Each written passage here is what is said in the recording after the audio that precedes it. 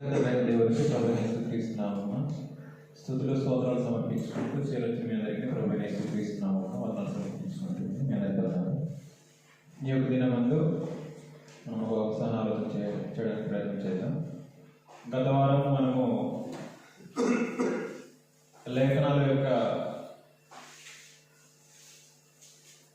శక్తిని కానీ లేఖనాల యొక్క గొప్పతనాన్ని కానీ మనము తెలుసుకోకుండా అలా జీవించడానికి కష్టతరంగా ఉంటుంది.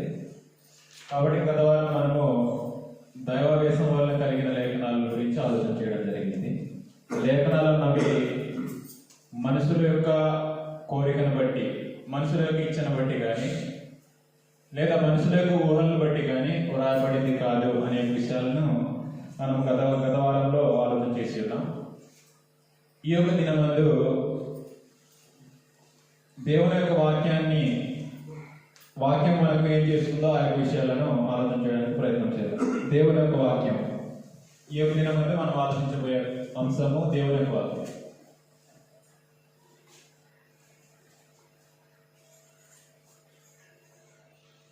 దేవుని యొక్క వాక్యాన్ని గురించి మనము తెలుసుకోకుండా వాక్య ప్రకారంగా జీవితాలు కట్టుకోవడానికి మనకు అంతగా దేన్నైనా కానీ మనము పూర్తిగా ఆ విషయం మీద అవగాహన లేకుండా అలాగ మనం జీవించడానికి కష్టతరంగా ఉంటుంది. లోకంలో వాక్యాన్ని బోధించేవారు వారి యొక్క గొప్పల కోసము బోధించేవారు, దేవుని యొక్క వాక్యాన్ని బోధించేవారు ఉన్నారు. లేదనుకో తమకు నచ్చిన విధంగా తమకు ఏది అవసరమో దాన్ని మాత్రమే తీసుకుని బోధించే వాళ్ళు ఉన్నారు. అయితే మనము దేవుని యొక్క వాక్యం యొక్క విలువను తెలుసుకోకుండా దేవుని యొక్క వాక్యాన్ని బోధించే వ్యక్తి కావచ్చు, వింటున్న ప్రతి ఒక్కరు కావచ్చు, వాక్య ప్రకారం మన యొక్క జీవితాలను మలుచుకోవాలి అంటే ఆ వాక్యం యొక్క గొప్పతనాన్ని మనము తెలుసుకోవాల్సిన అవసరత మన జీవితాల్లో మనకు ఎంతైనా అవసరం అనే విషయాన్ని మీకు మనం చేస్తూ ఉన్నా. దేవుని యొక్క వాక్యాన్ని అనుసరించేవాడు, దేవుని యొక్క వాక్యాన్ని ప్రేమించేవాడు తన యొక్క సహోదరుని కూడా ప్రేమించగలడు. దేవుని యొక్క వాక్యాన్ని యొక్క గొప్పతనాన్ని తెలుసుకునేవాడు మాత్రమే దేవుని వాక్యాన్ని ప్రేమించగలడు. దేవుని యొక్క వాక్యాన్ని ప్రేమించేవాడు తన యొక్క సహోదరుని కూడా ప్రేమించగలడు అనే విషయాన్ని మనం గ్రంథంలో చూస్తాం. మొదటి యోహాను పత్రిక 2వ అధ్యాయము, మొదటి యోహాను పత్రిక 2వ అధ్యాయము 5వ వచనం. మొదటి యోహాను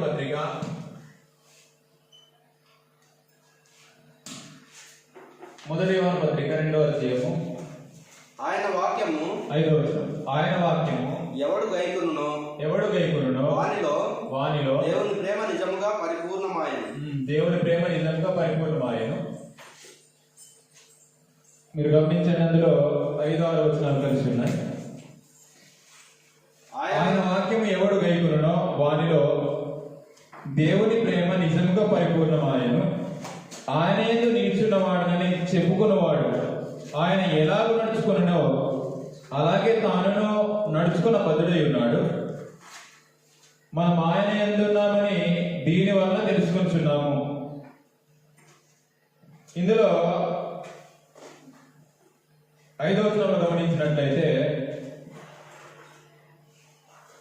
ఆయన వాక్యం ఎవడు గైకొనినో వానిలో దేవుని ప్రేమ నిజంగా పరిపూర్ణమాయను అని. అంటే దేవుని యొక్క వాక్యం గొప్పతనాన్ని తెలుసుకున్నవాడు మాత్రమే గైకొనగలడు. అలా గైకొనేవాడు తోటి సహోదరుని కూడా ప్రేమించగలడు అన్నమాట. మొదటి యోహాను పత్రిక 5వ అధ్యాయం 3వ వచనంలో మనం ఆయన ఆజ్ఞలను గైకొనుటే దేవుని ప్రేమించుట, ఆయన ఆజ్ఞలు భారమైనవి కావు అనిసింది. ఇందులో మనం గుర్తించాల్సింది ఏమిటంటే దేవుని యొక్క వాక్యాన్ని ప్రేమించేవాడు లేదా దేవుని యొక్క వాక్యాన్ని గైకొనేవాడు, దేవుని యొక్క వాక్యాన్ని ప్రేమించే వ్యక్తి అనే విషయాన్ని ఇందులో ఈ లేఖనాలు మనకు తెలియజేస్తున్నాయి. అలాగనే లేఖనాలు ఏం కలిగిస్తాయి అంటే కీర్తన గ్రంథం 19వ కీర్తన 115వ వచనం. నేను నా దేవుని ఆజ్ఞలను అనుసరించదను, దుష్క్రియలు చేయవాడారా నా ఎద్ద నుండి తొలగుడి. నేను బ్రతుకున్నట్లు నీ మాట మనం గుర్తించాలి. నీ మాట చొప్పున నన్ను ఆదుకునము. మీరు గమనించండి 16వ వచనంలో నీ మాట చొప్పున నన్ను ఆదుకునము, నా ఆశ భంగమై నేను సిగ్గునందుకు ఇందును గాక అనే మాటలు మనం చదువుతున్నాం. అంటే తన యొక్క మాటల ద్వారా దేవుడు ఏం చేస్తాడు అంటే ఆదుకుంటాడు.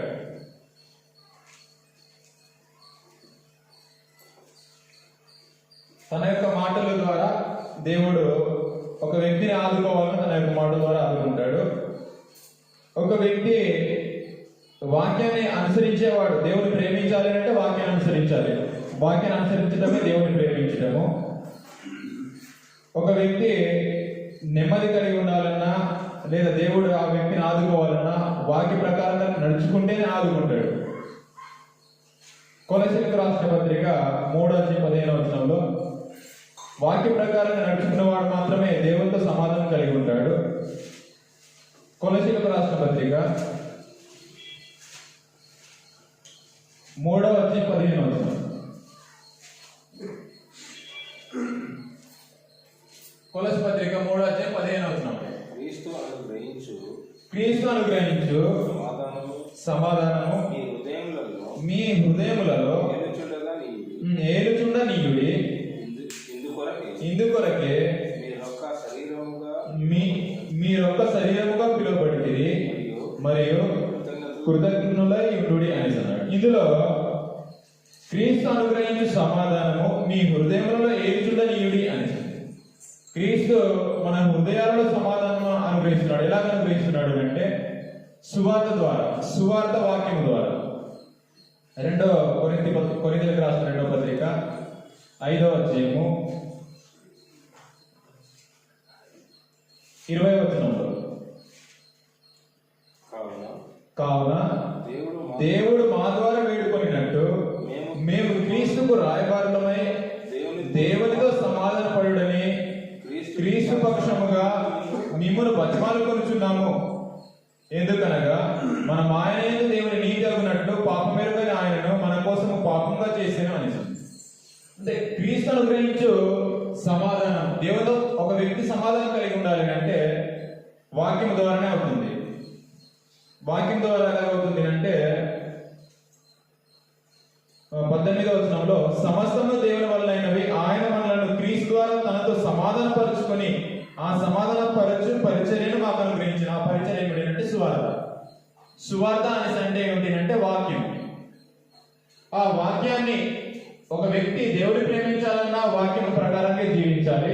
ఒక వ్యక్తి ఆదరింపబడాలన్నా వాక్య ప్రకారంగా, ఒక వ్యక్తి దేవుడితో సమాధాన పడాలన్నా వాక్యంను బట్టి అది సాధ్యమవుతుంది. వాక్యం లేకుండా అది సాధ్యమవ్వదు. ఒక వ్యక్తి సత్యాన్ని గ్రహించాలన్నా వాక్య ప్రకారంగా తను తెలుసుకోవాలి. ఎఫెసీయులకు రాసిన పత్రిక 4వ అధ్యాయం. ఎఫెసీయులకు రాసిన పత్రిక 4వ అధ్యాయం 20వ వచనం. ఎఫెసీయులకు రాసిన పత్రిక 4వ అధ్యాయం 20వ వచనం.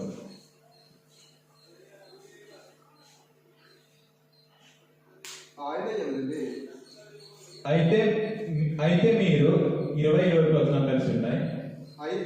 అయితే మీరు యేసును గురించి విని ఆయన యందలి సత్యము ఉన్నట్టుగానే ఆయన యందు ఉపదేశింపబడిన వారైన ఎడల మీరు అలాగూ క్రీస్తు నేర్చుకున్నవారు కారు అని. అంటే ఇక్కడ ఎఫెసీ ప్రాంతంలో ఉన్నవారు క్రీస్తును గురించి సత్యము ఉన్నట్టుగా నేర్చుకున్నవారు కారు.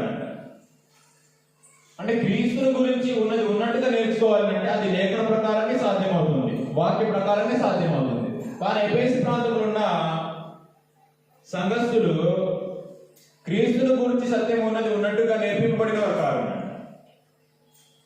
అదే విషయాన్ని పౌలు గారు ఇక్కడ వివరిస్తూ ఉన్నాడు. అయితే మీరు యేసుని గురించి విని ఆయన యందలి సత్యము ఉన్నది ఉన్నట్టుగానే ఆయన ఉపదేశింపబడిన వారైన ఎడల అనేసి అన్నాడు. అలా మీరు ఉపదేశింపబడలేదు కాబట్టి మీరు అలా క్రీస్తు నేర్చుకున్న వారు కాదు అనేసి అన్నాడు. అంటే ఒక వ్యక్తి దేవుని యొక్క వాక్యం యొక్క గొప్పతనాన్ని గ్రహించినట్లయితేనే దేవుని ప్రేమించగలడు, అలాగే ఆదరింపబడగల. అంటే ఒక వ్యక్తి ఆదరణ పొందాలి అంటే అది దేవుని వాక్యం ద్వారానే సాధ్యమవుతుంది. ఒక వ్యక్తి దేవునితో సమాధానం కలిగి ఉండాలి అంటే అది దేవుని యొక్క వాక్యం ద్వారానే సాధ్యమవుతుంది. క్రీస్తుని గురించి సత్యం తెలుసుకోవాలన్నా దేవుని యొక్క వాక్యం ద్వారానే. అంటే ఈ అన్ని 4 విషయాలు కూడా దేని వల్ల సాధ్యమవుతుంది అంటే వాక్యం బట్టి అవుతుంది, వాక్యాన్ని బట్టి అవుతుంది. వాక్యం లేకుండా ఒక వ్యక్తి దేవుని ప్రేమించలేడు, ఒక వ్యక్తి సమాధానము అన్నది పొందలేడు, ఒక వ్యక్తి ఆదరణ పొందలేడు, అలాగే ఒక వ్యక్తి సత్యాన్ని గ్రహించలేడు. ఇవన్నీ గ్రహించాలి అంటే కేవలము దేని మీద బేస్ అయ్యింది అంటే వాక్యం మీదే బేస్ అయ్యింది. కానీ మనం అనేక సార్లు ఏం చేస్తుంటాము అంటే వాక్యాన్ని పక్కన పెట్టి మనుషుల యొక్క మాటలకు లేదా మనుషుల యొక్క జ్ఞానాతిశయానికి కానీ మనుషుల యొక్క వాక్చౌర్యాన్ని కానీ ఇష్టపడుతుంటారు. అందుకని పౌలు గారు ఏమని అంటాడు అంటే, నేను మాట్లాడినను సువార్త ప్రకటించినను నేను సిలువ వేయబడిన యేసుక్రీస్తునే నేను ప్రకటిస్తున్నాను అనే మాటలను ఉపయోగిస్తాడు. కొరింథీయులకు రాసిన మొదటి పత్రిక మీరు మనుషుల జ్ఞానాన్ని ఆధారం చేసుకోకూడదు అని మాట్లాడి ఆ విషయాలను తెలియజేస్తాడు. కొరింథీయులకు రాసిన మొదటి పత్రిక 2వ అధ్యాయంలో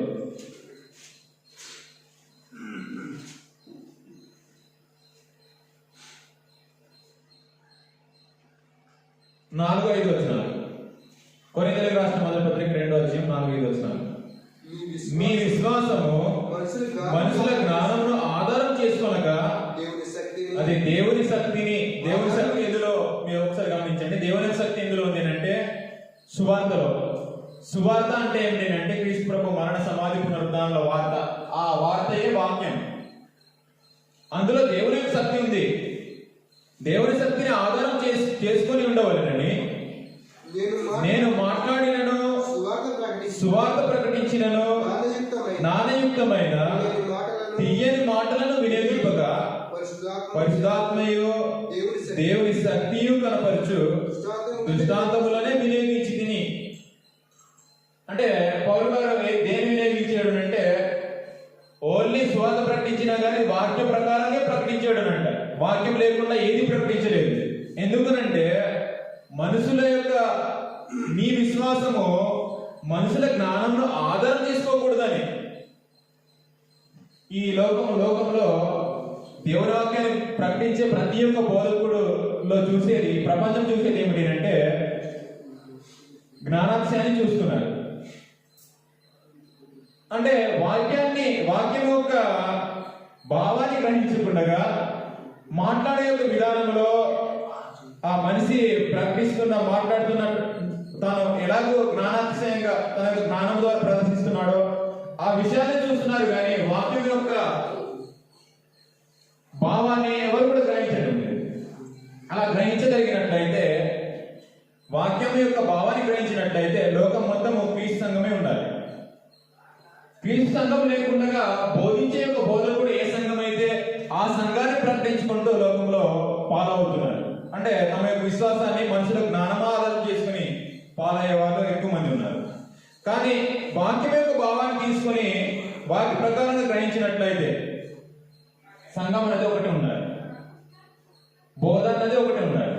కానీ ఒకటి కాకుండా అనేక బోధలుగా మారాయంటే వాక్యం యొక్క భావాన్ని గ్రహించకుండా మనుషుల యొక్క జ్ఞానాశయాన్ని వాళ్ళు అనుసరిస్తూ తీయటి మాటలను వాళ్ళు ఏం చేస్తున్నారు అంటే ఫాలో అవుతున్నారు. కింద మాట్లాడతాడు,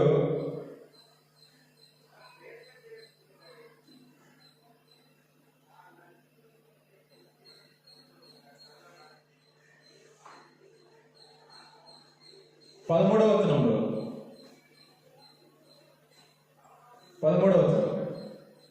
మనుష్య జ్ఞానము నేర్పు మాటలతో కాక ఆత్మ సంబంధమైన సంగతులను ఆత్మ సంబంధమైన సంగతులతో సరిచూచు ఆత్మ నేర్పు మాటలతో వీటిని గురించి మేము బోధించున్నామని అన్నాడు.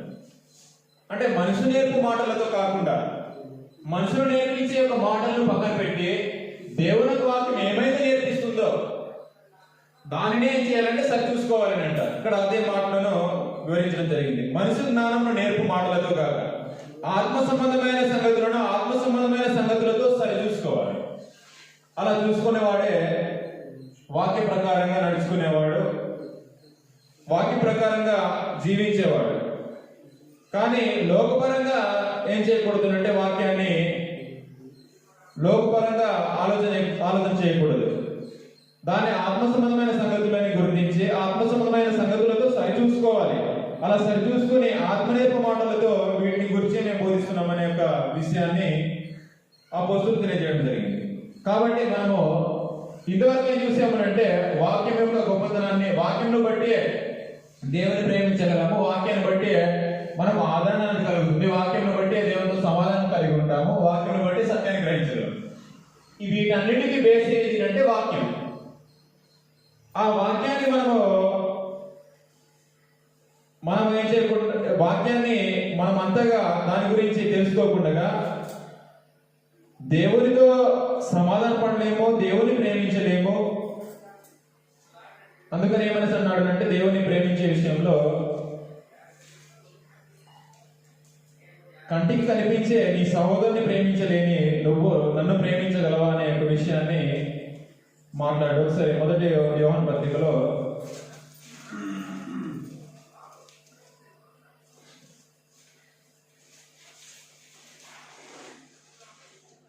మొదటి యోహాను పత్రిక 4:20 మొదటి యోహాను పత్రిక 4:20 ఎవడైనాను నేను దేవుని ప్రేమించున్నానని చెప్పి తన సహోదరుని ద్వేషించిన యెడల అతడు అబద్ధికుడగును. తాను చూసిన తన సహోదరుని ప్రేమింపని వాడు తాను చూడని దేవుని ప్రేమింపలేడు అని అక్కడ ఫుట్నోట్ వేసి ఎట్లు ప్రేమింపగలడు అని అంటే దేవుని ప్రేమించడం అంటే ఆయన వాక్యాన్ని గైకొనటమే దేవుని ప్రేమించడం. అలా దేవుని ప్రేమించేవాడు తోటి సహోదరుని, కనిపించే తోటి సహోదరుని ప్రేమించగలడు. దేవుని ప్రేమించాలన్నా బేస్ ఏది అంటే దేవుని వాక్యం. ఆదరణ పొందాలనంటే దేవుని వాక్యమే బేస్. దేవునితో సమాధానం కలిగి ఉండాలన్నా దేవుని యొక్క వాక్యమే. సత్యం నేర్చుకోవాలన్నా దేవుని వాక్యం. వీటన్నింటినీ కలిగించేది దేవుని యొక్క వాక్యమే.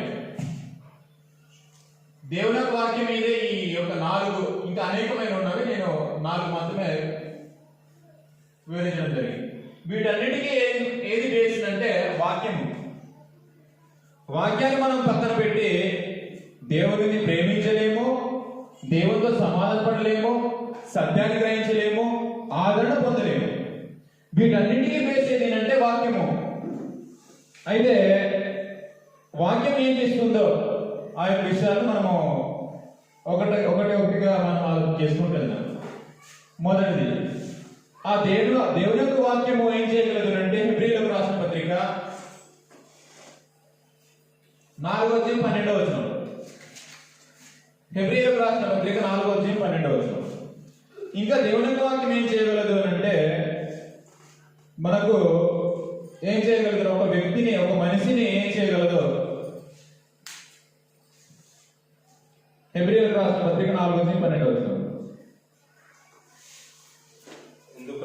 ఎందుకనగా దేవుని వాక్యము అది సజీవమై బలము గలదై రెండంచులు గల ఎటువంటి ఖడ్గము కంటేనూ వాడిగా ఉండి ప్రాణాత్ములను కీలను ములుగను విభజించినంత మట్టుకు దూర్చు హృదయం యొక్క తలంపులను ఆలోచనలను శోధిస్తుంది. దేవుని వాక్యం ఏం చేస్తుందంటే ఒక మనిషి యొక్క హృదయం యొక్క తలంపులను,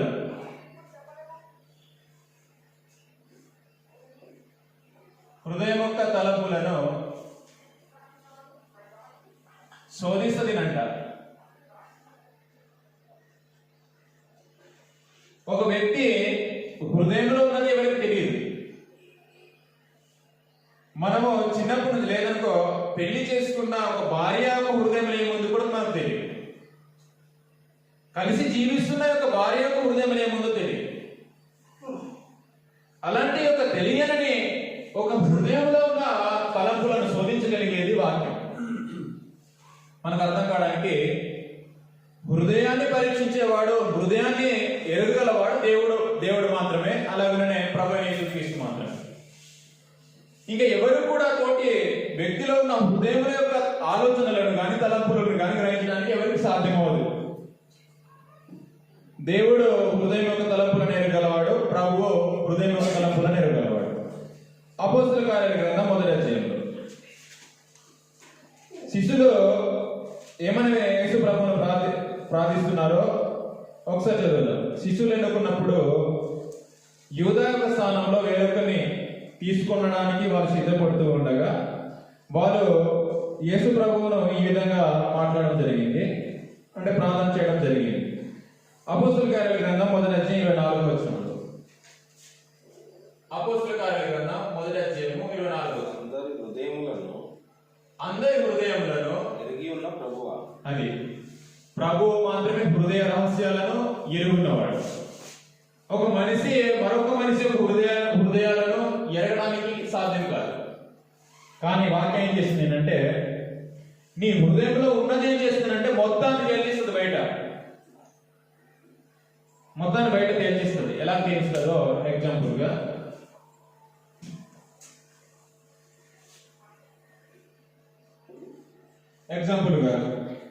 ఇశ్రాయేలు ప్రజలు పాపంతో నిండుకొని ఉన్నారు. యోహాను సువార్త 8వ అధ్యాయంలో పాపం చేయి ప్రతివాడు పాపమునకు దాసుడు అనే మాట మనం చదువుతాం. యోహాను సువార్త 8వ అధ్యాయం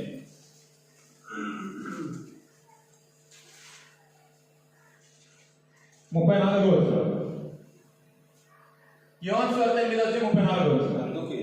అందుకు యేసు పాపం చేయి ప్రతివాడును పాపమునకు దాసుడు అని మీద నిశ్చయం చెప్తున్నాను. అక్కడ ఎవరితో మాట్లాడుతున్నాడు అంటే యూదులతో. అక్కడ మాట్లాడుతుంది ఎవరితో అంటే యూదులతో.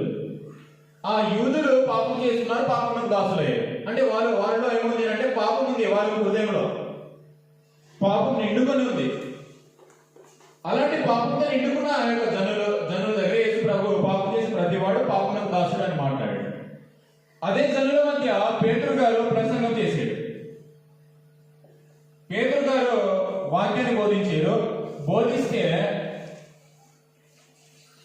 వాక్యాన్ని విన్నవారు ఏం చేయబడ్డారు అంటే పొడవబడ్డాడు అంటారు. హృదయంలో వాక్యం ఏం చేసిందంటే పొడవబడింది.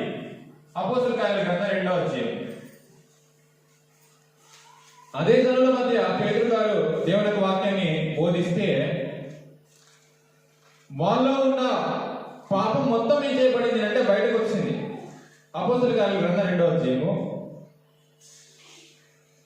37వ వచనంలో 37వ వచనం.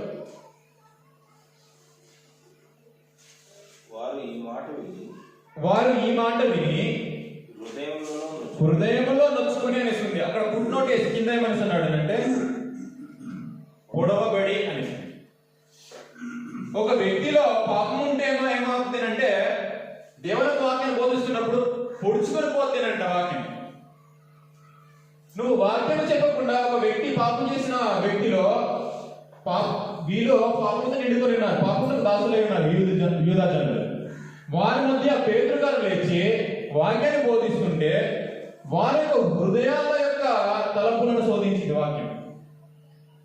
మేము పాపం చేసాం, మాలో పాపం ఉంది అని ఒప్పింపజేసింది వాక్యం. వాక్యం ఒక శక్తి. అది ఒక వ్యక్తి ఎదుటి యొక్క వ్యక్తి యొక్క హృదయాల రహస్యాలను తెలుసుకోలేడు. అదే తనతో కలిసి జీవిస్తున్న భార్య కావచ్చు, లేదా తోటి స్నేహితుడే కావచ్చు, మరి ఎవరు కూడా తోటి యొక్క సహోదరుని యొక్క హృదయం యొక్క తలంపులను లేదా ఆలోచనలను గ్రహించలేడు. ఒక వ్యక్తి గ్రహించలేనివి దేవుని యొక్క వాక్యం బోధిస్తే ఏమవుతుంది అంటే హృదయం యొక్క తలంపులను బయట బయట లాగిస్తుంది. మీరు పాపంతో నిండుకొని ఉన్న జనుల మధ్య పేతురు గారు లేచి దేవుని వాక్యం బోధిస్తే వారు హృదయంలో ఏం చేయబడ్డారంటే పొడవబడ్డారనంట, నొచ్చుకున్నారనంట. మనం అనేక సార్లు ఏదో ఒక పాపం చేసి కూడిక కావచ్చు, ఏదైనా బైబిల్ తరగతి కావచ్చు, అక్కడ వెళ్ళి మనం అటెండ్ అవుతే వాక్యాన్ని బోధిస్తే ఏమవుతుంది అంటే మనం పాపం చేసి ఉంటే లోపల పొడవబడుతుంది. నా గురించి చెప్తున్నాడు అనే విధంగా మనకు అనిపిస్తుంది వాక్యం ప్రకటిస్తున్నప్పుడు. ఇక్కడ కూడా వారు అదే జరిగింది. యేసు ప్రభు యూదుతో అని ఏమనుకున్నాడు అంటే, మీరు పాపం చేస్తున్నారు, పాపం ప్రతి ఒక్కరు కూడా పాపం దాసయ్యారు అనే ఒక విషయాన్ని యేసు ప్రభు తెలియజేస్తే వారి మధ్య పేతురు గారు నిలబడి, యూదుల మధ్య పేతురు గారు నిలబడి బోధిస్తున్నప్పుడు వారందరూ దేవుని వాక్యాన్ని విని ఏమన్నారు అంటే, వారు ఈ మాట విని హృదయంలో నొచ్చుకొని, సహోదరులారా మేమేమి చేద్దామని పేతురును కడమ అపోస్తులను అడిగారు. మేమేం చేయాలి, మేము పాపంలో ఉన్నాం, మేమేం చేయాలి అని ఒక వాక్యము బోధిస్తే ఆ వాక్యం ఏం చేసింది అంటే హృదయంలో ఉన్న ఆ పాపం మొత్తం బయట చూపించింది. అలాంటిది దేవుని యొక్క వాక్యం. దేవుని యొక్క వాక్యం హృదయం యొక్క తలపులను ఏం చేసింది అంటే శోధించగలిగేది. మనమైతే ఎదుటివాని యొక్క తలంపులను కానీ లేదా ఆలోచనలు కానీ గ్రహించలేదు. ఇందుకు మనం చదువుకున్నాం, ఒక వ్యక్తి ఆత్మదే మరొక వ్యక్తి యొక్క ఆత్మలో ఉన్న సంగతులను గ్రహించడం కష్టం అవుతుందంట. ఒకసారి చదువుదాం మరొకసారి. కొరింథీయులకు రాసిన మొదటి పత్రిక 2వ అధ్యాయంలో ఇందాక మనం చదువుకున్నాం.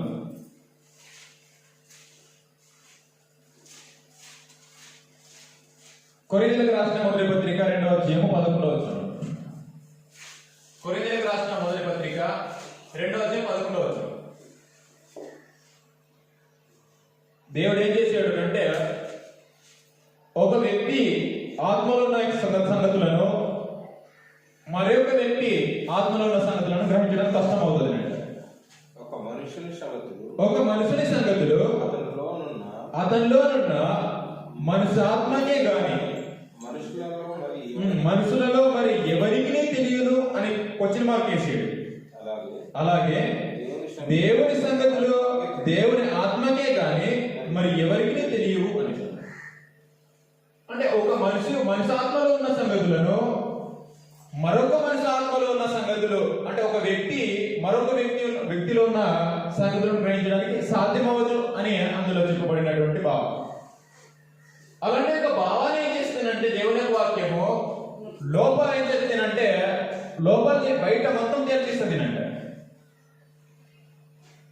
హృదయం యొక్క తలంపులను శోధించి ఆ శోధింపబడినది ఏం చేస్తుందంటే బయట తేల్చిస్తుంది అంటే అదే విషయాన్ని ఈ పత్రికలో మనం చదువుతున్నాం. కాబట్టి దేవుని యొక్క వాక్యము ఏం చేస్తుందంటే హృదయం యొక్క తలంపులను శోధించగలిగేది. అది దేవుని వాక్యము ద్వారానే అది సాధ్యమవుతుంది. అందుకని దేవుని వాక్యాన్ని దేంతో పోల్చాడు అంటే, రెండంచులు గల ఎటువంటి ఖడ్గం కంటేను వాడిగలది అని అన్నాడు. అంటే ఒక బ్లేడ్ ఎలాగైతే రెండు పక్కల పోస్తుందో దేవుని వాక్యం కూడా దానికంటే ఇంకా సారిపోయినది, దాంతో పోల్చడం జరిగింది. కాబట్టి దేవుని వాక్యం యొక్క గొప్పతనాన్ని మనం గ్రహించలేనప్పుడు, ఆ వాక్యము మనలో ఉన్న చెడుతనాన్ని మొత్తము తేల్చిస్తుంది అని మనం గ్రహించలేనప్పుడు కొన్నిసార్లు ఏం చేస్తామంటే వాక్యం చెప్తూ ఉంటే ఆ చెప్పే వ్యక్తి మీద కోపం చూపిస్తాం.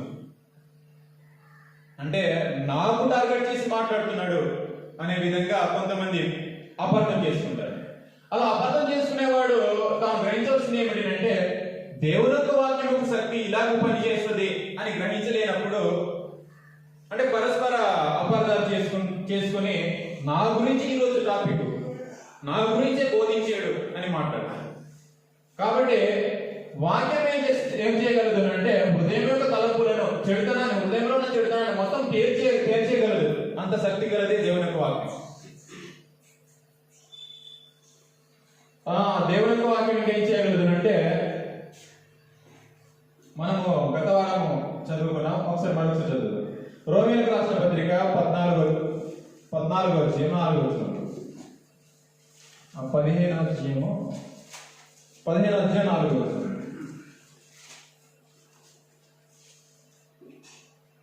రోమీయులకు రాసిన పత్రిక 15వ అధ్యాయం 4వ వచనం. ఆ వాక్యము చెడుతనాన్ని గెలిచిస్తుంది. అదే వాక్యము ఒక వ్యక్తిని ఆపదలో ఉన్నప్పుడు ఆదరించగలదు. రోమీయులకు రాసిన పత్రిక 15వ అధ్యాయం 4వ వచనం. ఏలైనగా ఓర్పు వలనను లేఖనముల వలని ఆదరణ వలనను మనకు నిరీక్షణ కలుగుటకై పూర్వమందు వ్రాయబడినవన్నీ మనకు బోధ కలుగు నిమిత్తము వ్రాయబడి ఉన్నవి.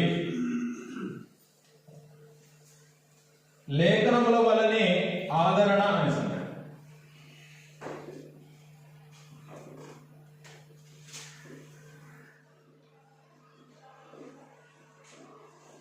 ఒక వ్యక్తి ఆదరింపబడాలి అంటే లేఖనాలే చెప్పాలి. అంటే లేఖనాలనే ఏం చేయాలంటే వివరించాలి.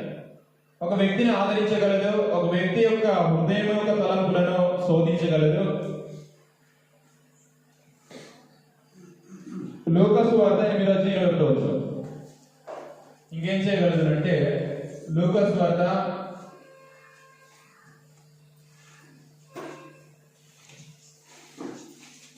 8వ అధ్యాయము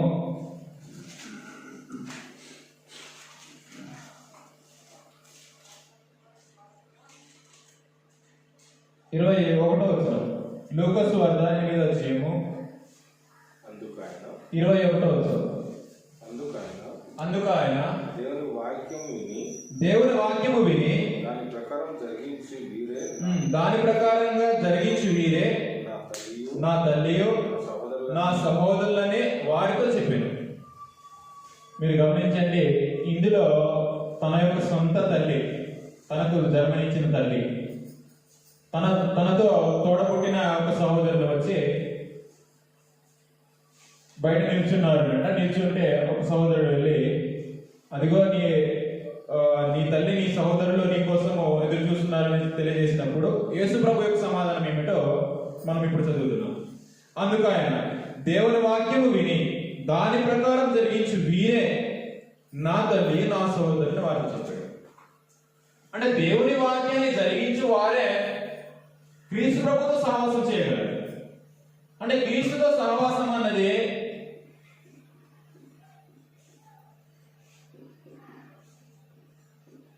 క్రీస్తు సహవాసం చేయాలి అంటే దేవుని వాక్యమే బేసిక్. కొరింథీయులకు రాసిన మొదటి పత్రిక 1వ అధ్యాయం 9వ వచనంలో ఇక్కడ యేసు ప్రభు దేవుని వాక్య ప్రకారం నడుచుకునేవాడు మాత్రమే నా సహోదరుడు నా యొక్క తల్లి అని అన్నాడు. కొరింథీయులకు రాసిన మొదటి పత్రిక 1వ అధ్యాయం 9వ వచనంలో మన ప్రభు అయిన యేసుక్రీస్తు అను తన కుమారుని సహవాసమునకు మిమ్మును పిలిచిన దేవుడు నమ్మదగినవాడు. దేని ద్వారా పిలిచేడు అంటే తెస్సలోనికీయులకు రాసిన 2వ పత్రిక దేని ద్వారా పిలిచేడు అనేసి అంటే 2వ అధ్యాయము 13వ వచనం. తెస్సలోనికీయులకు రాసిన 2వ పత్రిక పిలుపు అన్నది ఎలాగ వచ్చిందో మనం అందులో చదువుతున్నాం. తెస్సలోనికీయులకు రాసిన 2వ పత్రిక 2వ అధ్యాయము 14వ వచనం, 13వ వచనం కాదు 14వ వచనం. మీరు ఇలాగున రక్షింపబడి మన ప్రభువైన యేసుక్రీస్తు యొక్క మహిమను పొందవలెనని ఆయన మా సువార్త వలన మిమ్మల్ని పిలిచేను అని. అంటే దేవుడు ఎలా పిలుస్తున్నాడు అంటే సువార్త ద్వారా పిలుస్తున్నాడు. మా సువార్త అనేసి అన్నాడు. అపోస్తుల యొక్క బోధ, అపోస్తుల యొక్క సువార్త ద్వారా పిలుస్తున్నాడు. అలా పిలిచేవాడు క్రీస్తుతో సహవాసం చేయడానికి పిలుస్తున్నాడు. క్రీస్తుతో సహవాసం చేయడానికి దేవుని వాక్యం ద్వారా మాత్రమే క్రీస్తుతో సహవాసం చేయగలం. మన ప్రభువైన యేసుక్రీస్తు తన కుమారుని సహవాసములకు మిమ్మును పిలిచిన దేవుడు నమ్మదగినవాడు అని చెప్పాడు. అంటే తన యొక్క కుమారునితో సహవాసం చేయాలన్నా కేవలం ఏది బేసిక్ అంటే దేవుని వాక్యమే బేసిక్. దేవుని యొక్క వాక్యం ద్వారానే క్రీస్తుతో సహవాసం చేయగలం. అందుకని యేసు ప్రభు ఏమంటున్నాడు అంటే మత్తయి సువార్తలో, ఎవరైతే నా నామమున ఇద్దరు ముగ్గురు కూడుకుందురో అందులో నేనుంటాను అనేసి అన్నాడు. ఎవరైతే క్రీస్తు యొక్క నామమున సహవాసం చేయగలుగుతారో వారు క్రీస్తుతోనూ తండ్రితోనూ సహవాసం చేసిన వారు అని మొదటి యోహాను పత్రికలో తెలియజేశారు. కాబట్టి ఒక దేవునితో క్రీస్తు సహవాసం చేయాలన్నా బేసిక్ ఏంటంటే దేవుని యొక్క వాక్యం. దేవుని యొక్క వాక్యం ద్వారానే సహవాసం అనేది ఏర్పడుతుంది.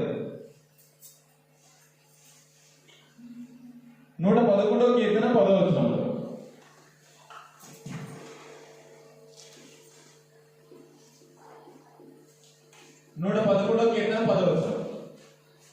ఇంకా దేవుని యొక్క వాక్యం ద్వారా ఏం కలుగుతుందో ఇంకా కొన్ని సంగతులను ఆలోచించేద్దాం. యెహోవా యందలి భయము జ్ఞానమునకు మూలం. యెహోవా యందలి భయము జ్ఞానమునకు మూలము. అది ఆయన శాసనములు అంటే వాక్యము. ఆయన శాసనముల అనుసరించు వారందరూ మంచి వివేకము గలవారు అని అన్నాడు. అంటే వివేకం అనేది కూడా దేవుని వాక్యం ద్వారానే కలుగుతుంది. ఒక వ్యక్తి వివేకం కలిగి ఉండాలి అంటే అది దేవుని వాక్యం ద్వారానే మాత్రమే అది సాధ్యమవుతుంది. వివేకము, ఒక వ్యక్తికి వివేకము రావాలంటే అది దేవుని వాక్యం ద్వారానే సాధ్యమవుతుంది. యోబు గ్రంథం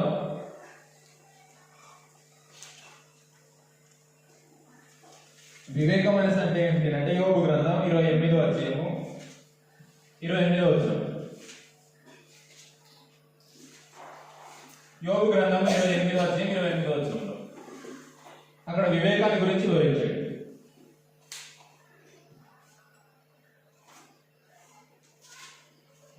మరియు యెహోవా యందలి భయభక్తులే జ్ఞానమనియు దుష్టత్వమును విడిచితే వివేకమనియు ఆయన నరులకు సెలవిచ్చెను.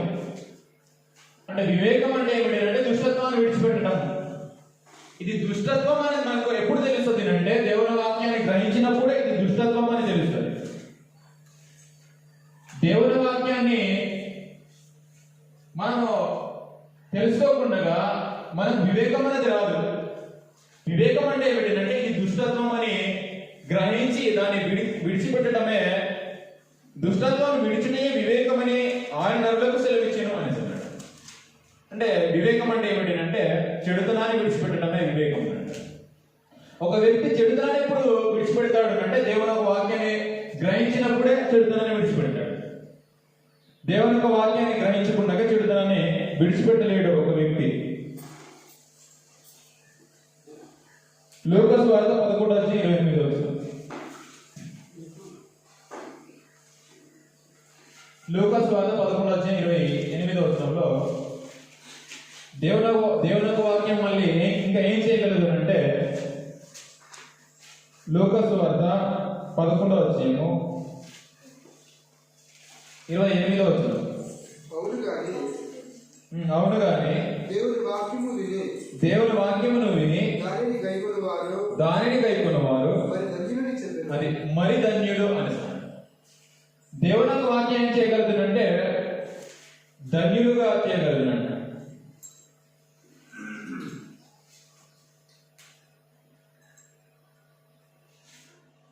దేవుని యొక్క వాక్యము ద్వారానే మాత్రమే ధన్యులుగా చేయబడతారు. దేవుని యొక్క వాక్యము వినకుండా దేవుని యొక్క వాక్యాన్ని గైకొనకుండా ఎవరు కూడా ధన్యులు అవ్వలేరు. ఇక్కడ యేసు ప్రభువు ఏం తెలియజేస్తున్నాడు అంటే అవును కానీ దేవుని వాక్యము విని దానిని గైకొనువారు మరి ధన్యులని చెప్పాడు. అలాగని యేసు ప్రభు చెప్పాడు. ఎలా చెప్పాడు అంటే ఎవరైతే దేవుని యొక్క వాక్యాన్ని గైకొంటారో, దేవుని యొక్క వాక్యాన్ని విని దాన్ని గైకొన్నవారు ధన్యులు అని. ఒక వ్యక్తి ధన్యుడు అవ్వాలి అంటే కేవలం దేవుని యొక్క వాక్యం ద్వారానే సాధ్యమవుతుంది. దేవుని యొక్క వాక్యంలో మనం పక్కన పెట్టి ఒక వ్యక్తి ధన్యుడు అవ్వలేడు. ఒక వ్యక్తి ధన్యుడు అవ్వాలంటే దేవుని యొక్క వాక్యాన్ని గైకొనాలి. అప్పుడు మాత్రమే ధన్యత అనేది మనం పొందుకుంటాం.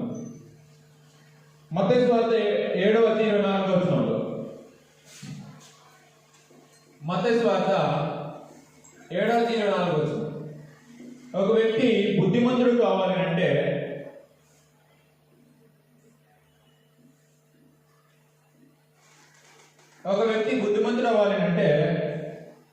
కాబట్టి వాక్యమే మెయిన్ బేసిక్. కాబట్టి ఈ నా మాటలు విని అనేసి అన్నాడు. అంటే వాక్యాన్ని ఈ నా మాటలు విని వాటి చొప్పున చేయు ప్రతి వాడును బండ మీద ఇల్లు కట్టుకొనిన బుద్ధిమంతుడు పోలి ఉంటాడు.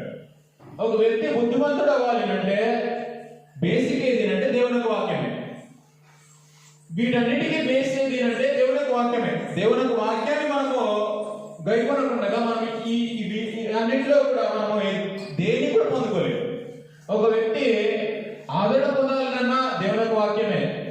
హృదయం యొక్క చెత్త మొత్తం తీసేయాలన్నా దేవుని యొక్క వాక్యమే. క్రీస్తుతో సహవాసం కలిగి ఉండాలన్నా దేవుని యొక్క వాక్యమే. ఒక వ్యక్తి వివేకము కలిగి ఉండాలన్నా దేవుని యొక్క వాక్యమే. ధన్యుల వలన దేవుని యొక్క వాక్యమే. బుద్ధిమంతుల వలన కూడా దేవుని వాక్యం. వీటన్నిటినీ దేవుని యొక్క వాక్యమును బట్టే ఇవంతా జరుగుతాయి. బేస్ అదే. 119వ కీర్తన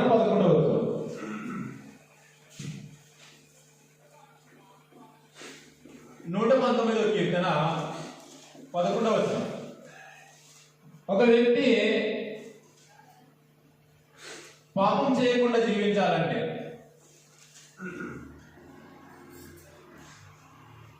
నీ ఎదుట నేను పాపం చేయకుండానట్లు నా హృదయంలో నీ వాక్యం అది నా హృదయంలో నీ వాక్యం ఉంచుకుందును అనేసి అన్నాడు.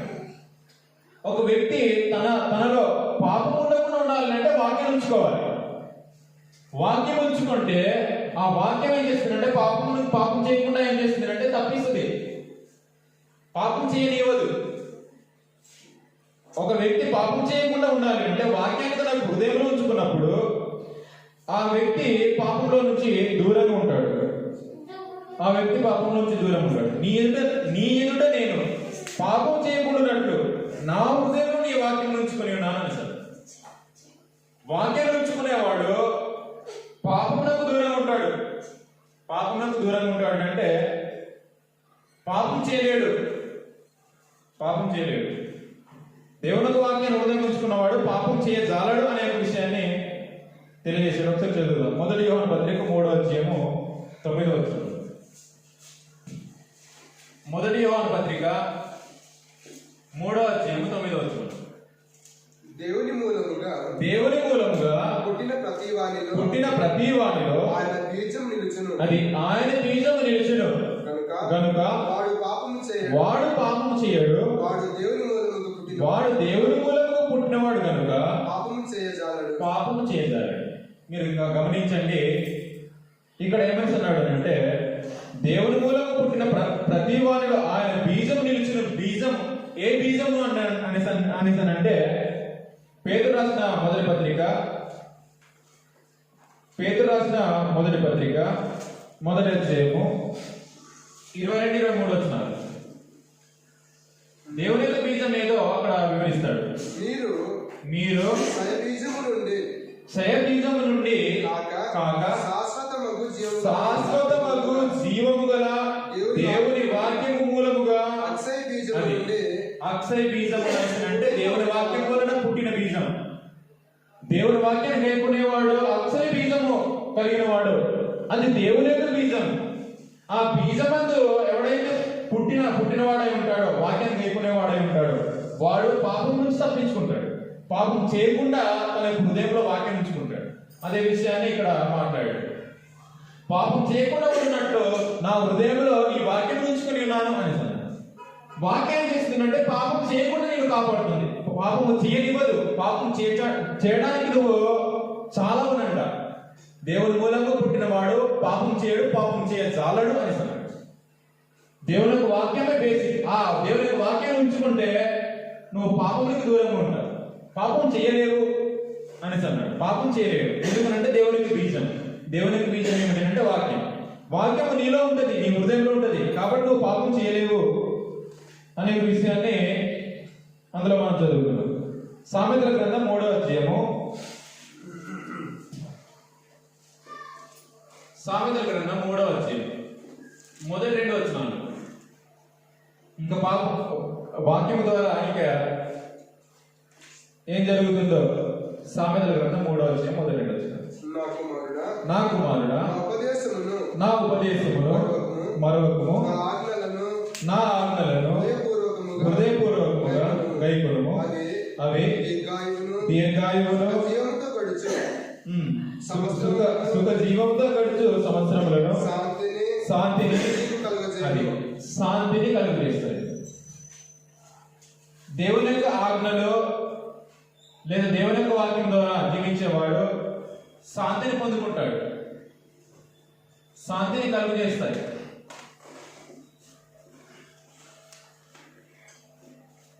ఒక వ్యక్తి శాంతిని పొందుకోవాలి అంటే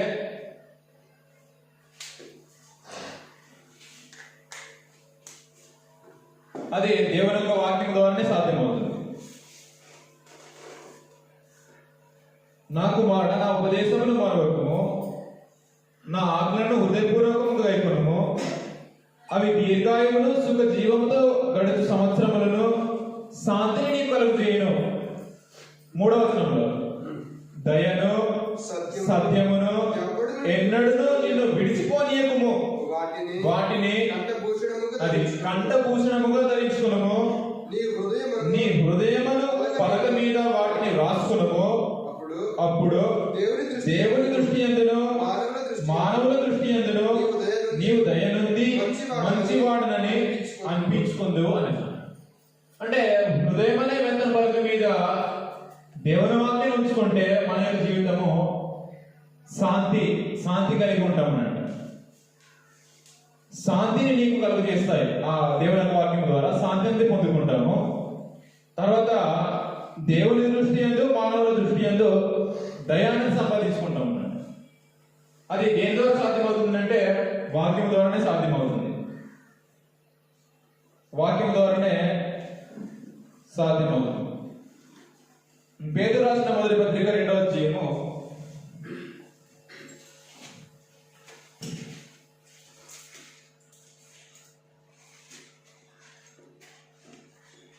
పేతురు రాసిన మొదటి పత్రిక 2వ అధ్యాయము 21వ వచనం.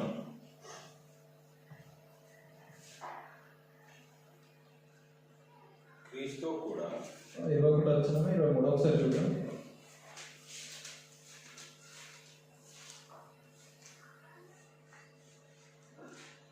పేతురు రాసిన మొదటి పత్రిక 2వ అధ్యాయము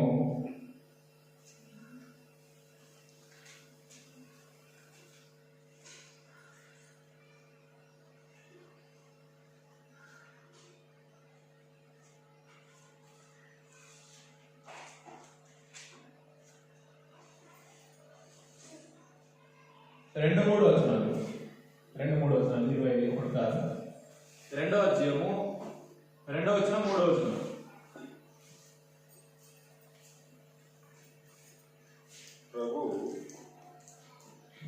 ప్రభు దయాళుడని మీరు రుచి చూచి ఉన్న యెడల సమస్తమైన దుష్టత్వమును సమస్తమైన కపటమును వేషధారణను అసూయను సమస్త దూషణ మాటలను మాని క్రొత్తగా జన్మించిన శిశువులను పోలిన వారై నిర్మలమైన వాక్యమును పాలవలన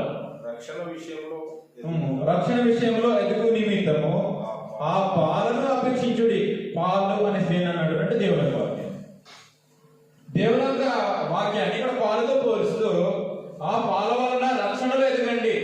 రక్షణలో ఎదగాలి అంటే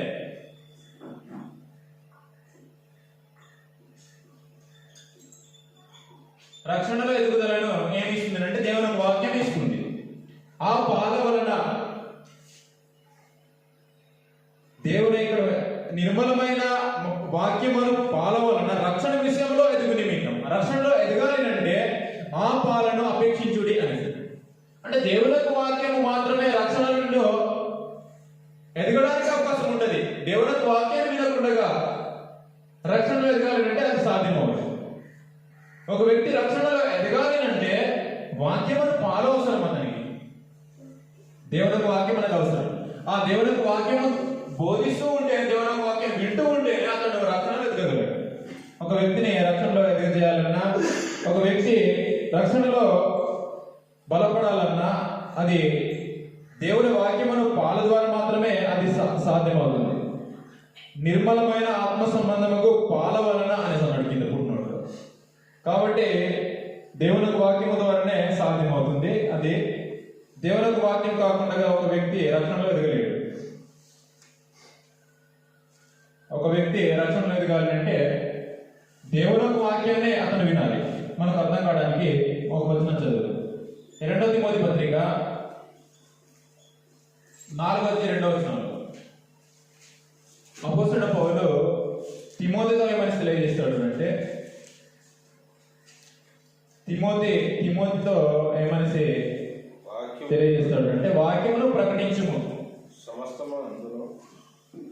సమయమందును ఆ సమయమందును ప్రయాసపడుము, సంపూర్ణమైన దీర్ఘశాంతముతో ఉపదేశించుచు ఖండించుము, గద్దించుము, బుద్ధి చెప్పుము అని. ఎందుకు సమయమందు ఆ సమయమందు అంటే వాక్యాన్ని ప్రకటిస్తే ఒక వ్యక్తి రక్షణలో ఎదగలడు. వాక్యాన్ని ప్రకటించకుండా ఒక వ్యక్తి రక్షణలో ఎదగలేడు.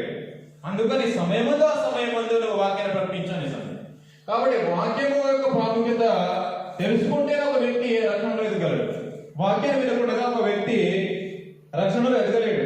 అందుకని సమయమందు ఆ సమయమందు వాక్యమును ప్రకటించము, సమయమందు ఆ సమయమందును ప్రయాసపడము అనేసి. అంటే సమయంతో పని లేదు. ఒక వ్యక్తి రక్షణ ఎదగాలి అంటే వాక్యాన్ని ఎక్కువగా వినాలి. ఎక్కువగా వాక్యం వింటేనే రక్షణను పొందుకోగలరు, అంటే రక్షణ విషయంలో ఎదగలడు. కాబట్టి 9 విషయాలు ఆలోచన చేసేది. 10వది యాకోబు పత్రిక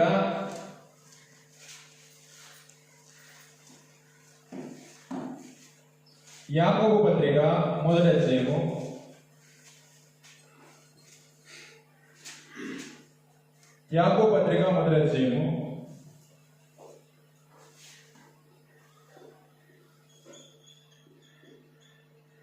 21వ వచనం. యాకోబు పత్రిక 1వ అధ్యాయం 21వ వచనం. అందుచేత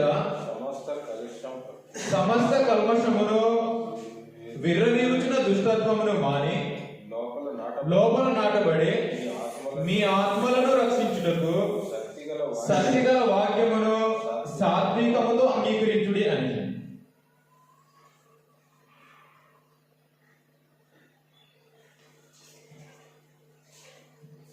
సమస్త కల్మషము నుంచి విడుదల కావాలంటే వాక్యమే.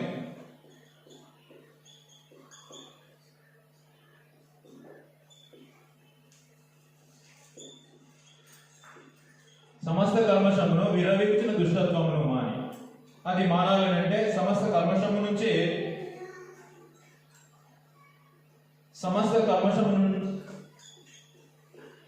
నుండి విడుదల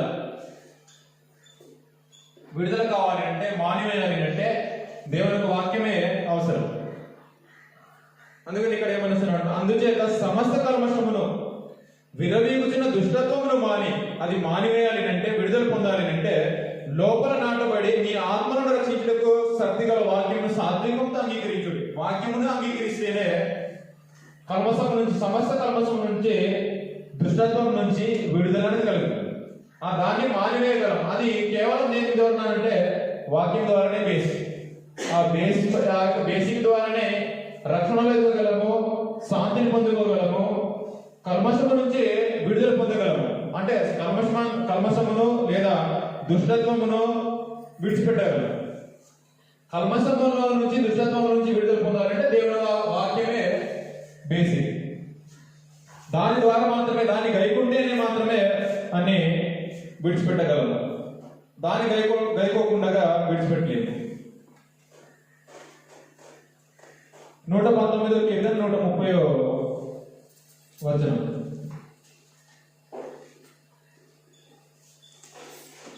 119 కీర్తన 130 వచనం.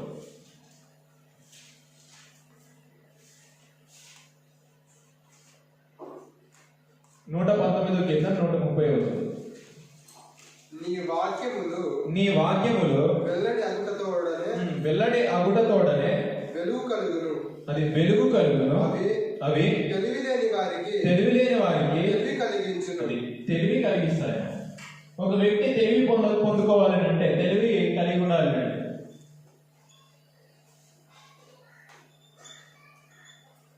తెలివి గలవాడు కావాలి అంటే వాక్యమే పునాది. నీ వాక్యములు వెల్లడి అగుట తోడనే వెలుగు కలుగును, అవి తెలివి లేని వారికి తెలివి కలిగించును. ఒక వ్యక్తి తెలివి పొందుకోవాలంటే వాక్యాన్ని తెలుసుకోవాలి. వాక్యమే ఒక వ్యక్తికి తెలివి కలిగిస్తుంది.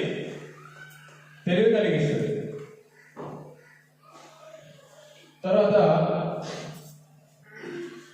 12వ పాయింట్,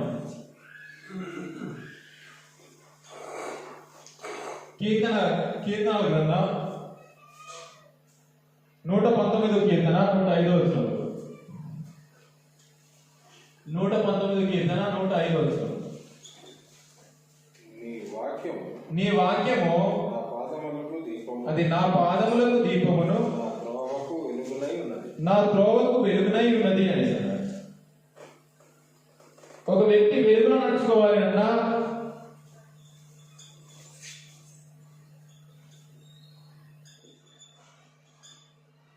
ఒక వ్యక్తి వెలుగులో నడవాలి అంటే దేవుని వాక్యం ద్వారా నడవాలి. వెలుగు అంటే అది భౌతిక సంబంధమైన వెలుగు కాదు,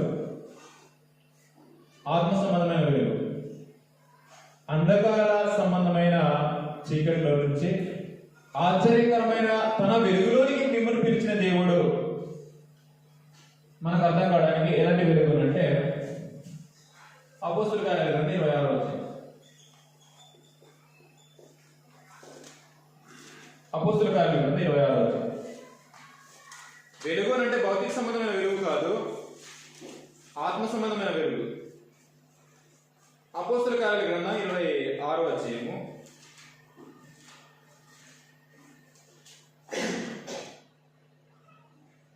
16-18 వచనాలు. 16-18 వచనాలు మనం చదివినప్పుడు, నీవు నన్ను చూచి ఉన్న సంగతిని గురించి నేను నీకు కనబడబోవు సంగతిని గురించి నిన్ను పరిచారకుని గాను సాక్షిగాను నియమించుటకై కనబడి ఉన్నాను. నీవు లేచి నీ పాదములను మోపి నిలువుము. నేను ఈ ప్రజల వలన అన్యజనుల వలన హాని కలగకుండా నిన్ను కాపాడేదను. మీరు గమనించండి, ఇప్పుడు విషయాన్ని మాట్లాడుతున్నాడు. వారు చీకట్లో నుండి వెలుగులోనికి, అది సాతాను అధికారం నుండి దేవుని వైపునకు తిరిగి సరిపోతుంది. ఇందులో చీకటి వెలుగు అనేసి మాట్లాడుతున్నాడు. చీకటి అన్నది సాతాను సంబంధమైనది, అది సాతాను యొక్క అధికారం అని అంటారు. వెలుగు అన్నది దేవుని యొక్క అధికారము. చీకటి పాపానికి సూచన, వెలుగు నీతికి సూచన.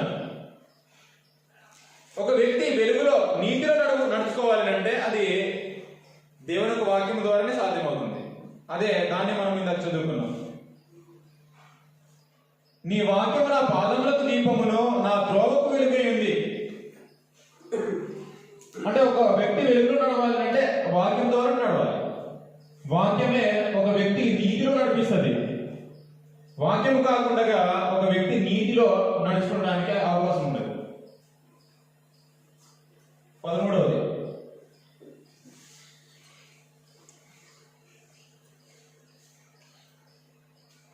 మొదటి దశలోనికులకు రాసిన పత్రిక 2వ అధ్యాయం 13వ వచనం.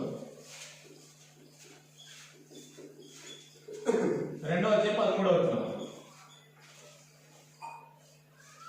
తెస్సలోనికులకు రాసిన మొదటి పత్రిక 2వ అధ్యాయం 13వ వచనం. ఒక వ్యక్తి కార్యసిద్ధి పొందాలి అంటే అది దేని వల్ల సాధ్యమవుతుందో మనం చదువుతాం. ఆ హేతువు చేతను మీరు దేవుని గురించిన వర్తమాన వాక్యము అనేసి అన్నాడు.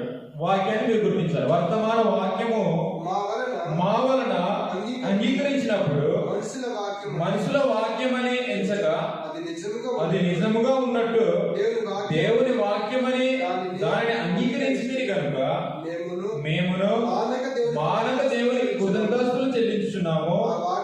ఆ వాక్యమే విశ్వాసులైన మీలో అది కార్యసిద్ధి కలుగజేస్తుందంట. కార్యసిద్ధి పొందాలి అంటే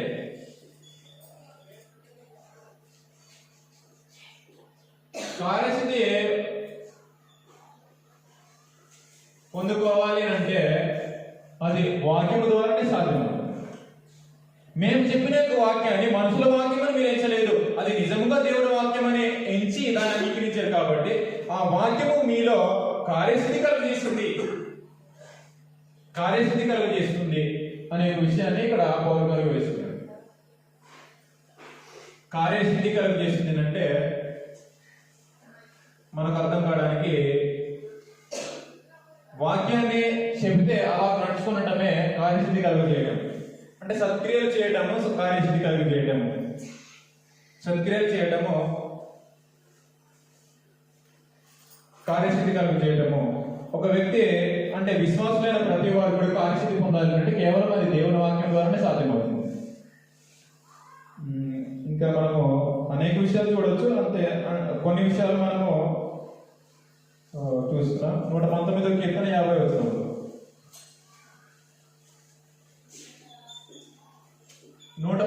కీర్తన 50వ వచనం. ఒక వ్యక్తి బాధలో ఉన్నప్పుడు కూడా వాక్యమే ఏం చేస్తుంది అంటే ఒక వ్యక్తికి నెమ్మది ఇవ్వగలదు. నీ వాక్యము నన్ను బ్రతికించి ఉన్నది, నీ వాక్యము నన్ను బ్రతికించి ఉన్నది, నా బాధల్లో ఇదే అది నెమ్మదిగా నా బాధల్లో ఇదే నెమ్మది కలిగించుతున్నది అని. నీ వాక్యము నన్ను బ్రతికించి ఉన్నది, నా బాధలలో ఇదే నాకు నెమ్మది కలుగజేస్తున్నది అని. ఒక వ్యక్తి నెమ్మది పొందాలి అంటే అది దేవుని యొక్క వాక్యం ద్వారానే కలుగుతుంది.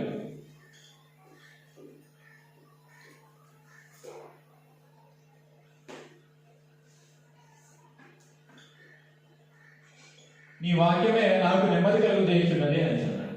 అంటే ఒక వ్యక్తికి నెమ్మది ఉండాలి అంటే కేవలం వాక్యమే. మనకు అర్థం కావడానికి అంటే మన యొక్క జీవితాల్లో మనకు సరైనటువంటి అంటే ఆలోచనలు ఎక్కువ చేసి నెమ్మది లేనప్పుడు మీరు వాక్యాన్ని లేదా ఏదో మెసేజ్ను మీరు ఓపెన్ చేసి కరెక్ట్గా వింటే మనసు ఏమవుతుందంటే చాలా నెమ్మదిగా ఉంటుంది. అంటే నేను అనేక సార్లు ఏం చేసుకుంటానంటే పని చేస్తున్నప్పుడు కావచ్చు, ఖాళీగా ఉన్నప్పుడు నేను ఒక వాక్యాన్ని ఒక మెసేజ్ నేను ప్లే చేసి వింటూ ఉంటే నాకు ఆలోచనలు ఇంకట్టు ఉండదు. చాలా అప్పుడు ఏముంటుంది అంటే చాలా నెమ్మది ఉంటుంది. మీరు ఎప్పుడైనా ట్రై చేయండి. అలాగే ఖాళీగా ఉన్నప్పుడు లేదా మనసు సరిగా లేనప్పుడు ఏదైనా ఇబ్బందులు ఉన్నప్పుడు కావచ్చు, వాక్యాన్ని కరెక్ట్గా మీరు అందులో మనసు పెట్టి వినండి, మీకు చాలా నెమ్మది అనేది కలుగుతుంది. వాక్యం ద్వారానే ఒక వ్యక్తి నెమ్మది అనేది పొందుకోగలడు. ఒక వ్యక్తి నెమ్మది కావాలంటే వాక్యాన్ని కరెక్ట్గా మనము మనసు పెట్టి వింటున్నప్పుడు నెమ్మది అనేది మనకు కలుగుతుంది. ఇక్కడ కూడా అదే విషయం తెలియజేశాడు. నీ వాక్యం నన్ను బ్రతికించి ఉన్నది, నా బాధల్లో ఇదే నాకు నెమ్మది కలిగించి ఉన్నది అని అన్నాడు. ఒక వ్యక్తి నెమ్మది పొందాలన్నా బేస్ ఏదేనంటే వాక్యమే. వీటన్నిటికీ మేము వేసేది అంటే వాక్యమే.